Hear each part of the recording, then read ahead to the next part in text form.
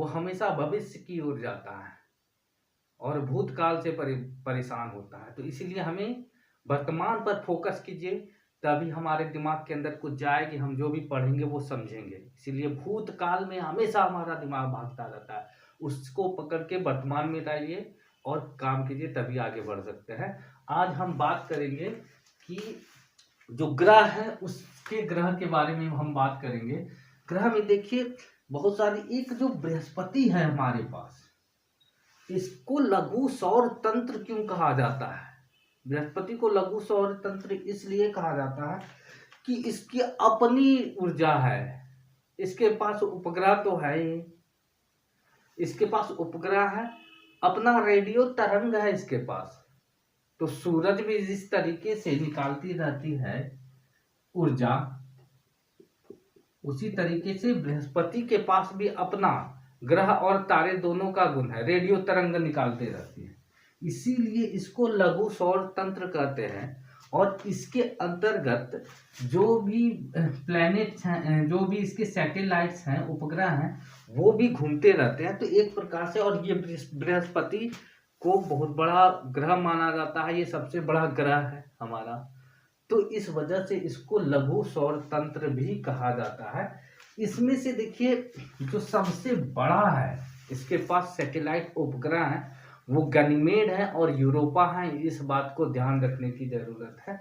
और देखिए बृहस्पति के, इसमें जो हमारे ब्रह्मांड में अनेक प्रकार की चीजें हैं जो कि हम देखते हैं और आश्चर्य से भर जाते हैं कि ये क्या। देखिए अब शनि ग्रह है, उसके चारों ओर वलय है। शनि ग्रह के चारों ओर क्या है, इस तरीके का रिंग है बना हुआ, और वह ग्रह के साथ साथ घूमता है। और ये भी नहीं है कि ये रिंग इससे जुड़ा हुआ है, इस रिंग के बीच में घूम रहा है शनि ग्रह। तो ये सब खासियत है। अब देखिए रिंग को तो अलग हो जाना चाहिए था शनि ग्रह से, लेकिन रिंग शनि ग्रह से नहीं अलग होता है।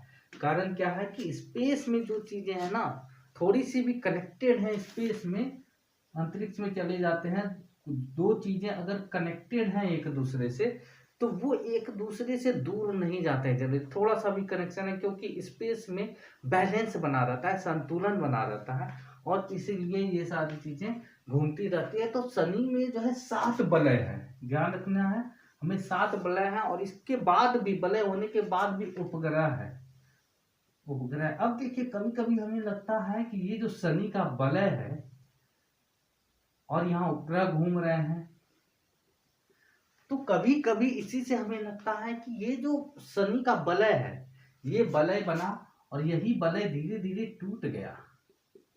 टूट जाने के बाद छोटे छोटे टुकड़े, छोटे छोटे गोले में कन्वर्ट हो गया, और यही इसका उपग्रह हो गया। जैसे हमारे पास चंद्रमा है, पृथ्वी के पास चंद्रमा है, और यह पृथ्वी का चंद्रमा घूमता रहता है, गोल गोल है।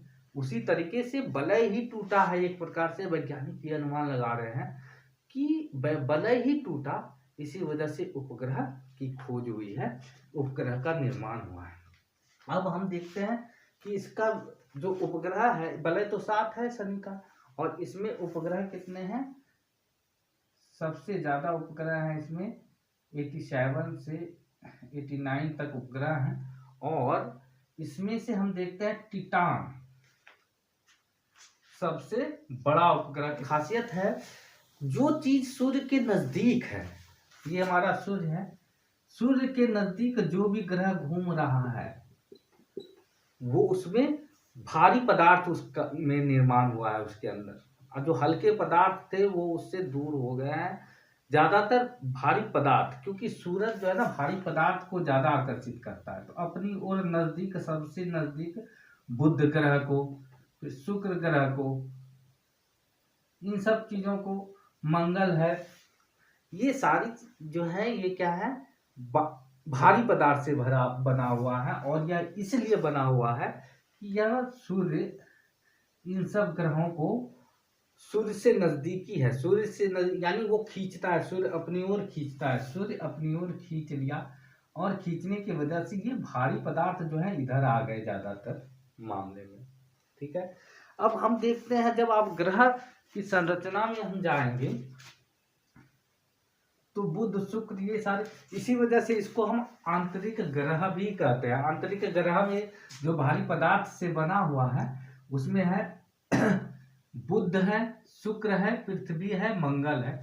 ये 4 ग्रह हैं जो कि भारी पदार्थ से बना हुआ है, सूरज के नजदीक है, सूरज के नजदीक है ये सारे ग्रह। और इसलिए ये भारी पदार्थ से बना, क्योंकि खींच लिया सूरज भारी पदार्थ को अपनी ओर, और इसीलिए इन सबको आंतरिक ग्रह भी कहा जाता है। और इसमें देखिएगा खासियत क्या है कि ग्रह छोटा है, फिर बड़ा है, थोड़ा बड़ा होता जाता है, फिर बड़ा, ये बृहस्पति हो गया, शनि हो गया, इस तरीके से जो है ग्रह की संरचना है। ये खासियत है ग्रहों की कि सूरज की चारों ओर इस तरीके से जो है। तो कभी कभी ये लगता है कि एक मिट्टी का छल्ला था, ये टूट गया, ये एक मिट्टी का पार्ट था वो टूट गया, और इस तरीके से ग्रह का निर्माण हुआ है। ठीक है, तो